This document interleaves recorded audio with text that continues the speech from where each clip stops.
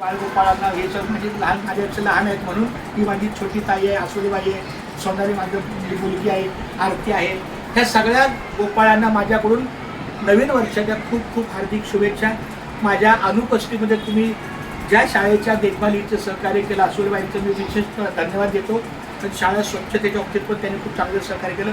असंच सामर्थ्य सातत्यानं राहावं. एक लक्षात घ्या, भगवंताच्या कॅमेऱ्याला कधीही लाईट जात नसते. तुम्ही संडासात गेलात तरी त्याचं लक्ष असतं, चोरून जरी काही काम केलं तरी त्याचं लक्ष असतं. त्यामुळे भगवंताचे सीसी कॅमेरे सतत चालू आहेत. ह्या दृष्टिकोनातूनच आपण आपलं काम करायचं.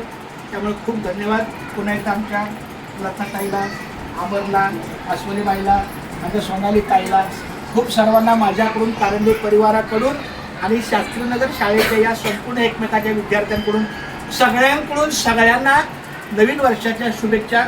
मोजून इथून पुढची 5 वर्ष खूप छान जातील. कारण 2025, 2026, 2027, 2028 आणि 2029 एवढी 5 वर्ष माझी झाली की पुढच्या 6 महिन्यामध्ये माझ्या त्या सेवानिवृत्तीचं जे काय आहे कागदपत्र वगैरे ते 2030 नंतरचे ते 6 महिने.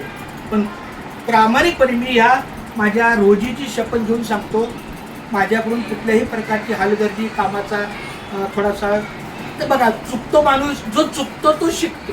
त्यामुळे चुकत चुकत शिकत राहायचं, चुकत चुकत मार्ग लागायचं. नुसता टाइमपास आणि नुसतं बसणं मला जमत नाही. आणि मी फक्त आता थोडासा माझ्या पायातल्या नसा वगैरे थोड्याशा डॉक्टरने सांगितलं की नसावर जास्त तुम्हाला त्रास आहे. त्यामुळे थोडंसं कावेनं पण ठीक आहे, मेंदू तल्लक आहे. खूप छान मेंदूवर आपली कामं होऊ शकते. खूप खूप धन्यवाद सर्वांना. मला रामकृष्ण आहे आणि माझ्या तुम्हाला खूप खूप हार्दिक शुभेच्छा नवीन वर्षाच्या. तुम्हाला हे नवीन वर्ष सुखाचं जावो, आनंदी जावो, निरोगी जावो आणि माऊलीमय जावो, नामस्मरणात जावो. आणि 1 ते आता 5 तारखेला रविवार आहे, 1 दिवसाची दिंडी आहे. जर तुम्हाला पंढरपूरला, देहूला आणि आळंदीला वारीला नाही जमत ना, 1 दिवसाची दिंडी आहे. मला वाटतं काल माझ्या शाळेत महाराज पण येणार होते, का आले होते? हा, पण त्यांना मी फोन करून सांगितलं मला महाराज मी उद्या येणार आहे.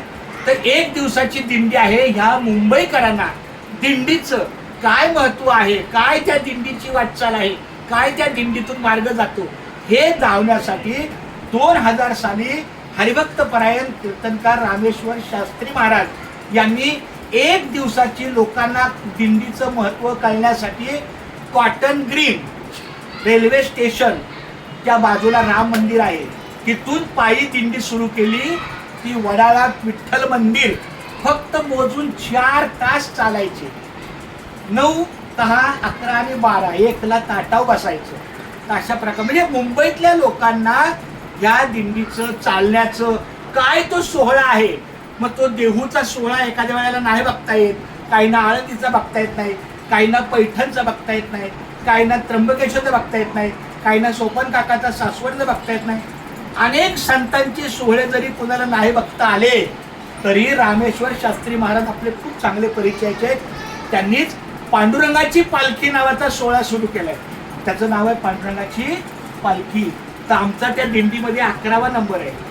मी स्वतः माझ्या वडिलांनी त्या दिंडीला एक सहकार्य केलं आणि तेव्हापासून मी आहे. दिंडी क्रमांक तिथे 11 आपण चालतो.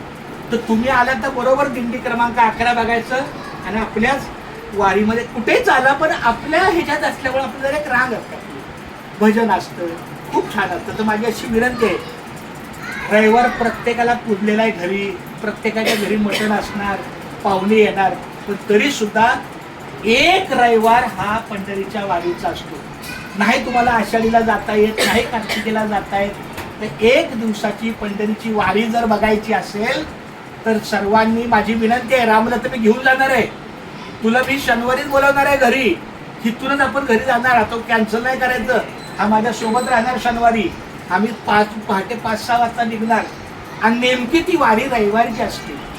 वर्षातला पहिला येणारा रविवार असा त्याचा क्रम आहे. नवीन वर्षातला पहिला रविवार जो येतो त्या दिवशी ती वारी असते. का तर पहिला रविवार माऊलीच्या कृपेने चांगला आहे. 2000 साली हे सुरू झालं. आता बरोबर 25 वर्ष आहे. त्या वारीला आम्हाला पारितोषिक पण मिळालं, आमच्या दिंडीला बक्षीस मिळालं, दरवर्षी विणा मिळतो, टाळ मिळतात, मृदुंग मिळतो. खूप छान, चांगलं आहे. दिंडी क्रमांक 11 त्या ठिकाणी आहे. खूप खूप धन्यवाद. तर माझी विनंती आहे, संसार प्रत्येकाला आहे, घरातली कामं पाहुणे बिवणे हे तुम्ही जेवढं कराल तेवढं कमी आहे. पण या मार्गाने कुठंतरी माऊलीच्या मार्गाला येण्याचा प्रयत्न करा. कुठंतरी 4 पावलं का होईना नामस्मरणात जाऊ द्या. नामानं तरशील पुळं उद्धरशील, जीभ तुझी देऊ नको झळू. ही दुपारची सावली टळायला लागली, कळल आपल्याला हळूहळू. माझ्या आदिनाथ महाराजांचं खूप खूप धन्यवाद ह्या 4 ओळीबद्दल. तरुणपणाच्या रस्त्यावरनं नको भलतीकड वळू, अरे नको भलतीकड पळू. तरुणपणाच्या रस्त्यावरनं कुठेही वाकडं जाऊ नये, कारण ही दुपारची सावली टाळायला लागली. आणि एकदा का तरुणपण गेलं, मग म्हातारं झालं, आता माझं गुडघं दुखतंय, माझं हे दुखतंय. मग तरुणपण हाही तरुण तवर घ्या करून. म्हणून परमार्थ कधीही तरुणपणी चांगला. ज्ञानेश्वर माऊलीने सांगितले, बालपणापासून संसार केलेला परमार्थ केलेला चांगला. ज्याचा संसार चांगला त्याचाच परमार्थ चांगला. माझा संसार चांगला म्हणून माझा परमार्थ चांगला. तर तुमच्या संसाराला लाख शुभेच्छा.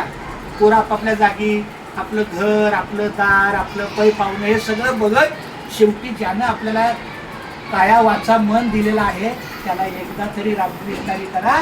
आणि आसोलेबाई 5 तारखेला रविवार आहे, तर कॉटन ग्रीनला विठ्ठल मंदिरला, कॉटन ग्रीनला राम मंदिर, कॉटन ग्रीनला राम मंदिर, कॉटन ग्रीनला राम मंदिर. तिथून 9 वाजता चालणं सुरू होतं ते 12 वाजता आपण वडाळ्याला पोचतो. प्रति पंढरपूर, वडाळा म्हणजे प्रति पंढरपूर. ज्याला पंढरपूरला नाही जाता आलं त्याने वडाळ्याला जाऊन पांडुरंगाचं दर्शन घ्या.